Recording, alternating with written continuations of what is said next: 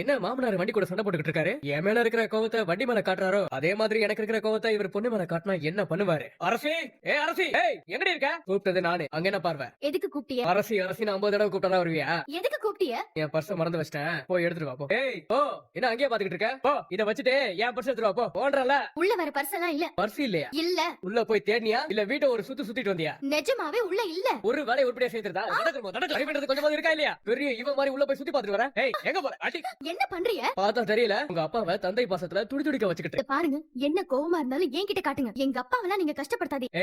உன் மேல இருக்கிறதே வெறும் கோவம் மட்டும் தாண்டி. நான் உன கல்யாணம் பண்ணிக்கிட்டேன்னு ஊரை ஏமாத்திட்டு இருக்கல நீ. அந்த தனக்கு தானே கட்டின தாலியால எனக்கு ஏதாவது யூஸ் இருக்க வேணா, அதான் உன்னை கஷ்டப்படுத்தி அது மூலமா உங்க அப்பாவை கஷ்டப்பட வச்சு அழக பாத்துட்டு இருக்கேன். என் பர்சன் எவ்வளவு நேரம் உள்ள தேடினாலும் கிடைக்காது. ஏன்னா அது என்கிட்ட தான் இருக்கு. இதோட எல்லாம் முடிஞ்சிருச்சுன்னு நினைக்காது. இது ஒரு ஆரம்பம் தான். நீ போட்ட பிளான வச்சே உன்னையும் குடும்பத்தையும் எப்படி கதற விட போறேன்னு மட்டும் பாரு. வண்டியா வீட்டு வேலை ஒண்ணு கூட செஞ்சது இல்ல போல இருக்கு. இத்தனோண்டு சட்டி எடுத்து வரதுக்கு காலையில காட்டி இந்த விஷயத்தெல்லாம் டீ ஆத்திக்கிட்டு இருக்க. மூஞ்சில எல்லாம் தெரிஞ்சிரு போல இருக்கு. உங்க அப்பா பாண்டியன் என்னதான் பொண்ணு வளர்த்தானோ எதுவுமே சொல்லி கொடுத்தே வளர்க்கல உங்க வீட்டுல.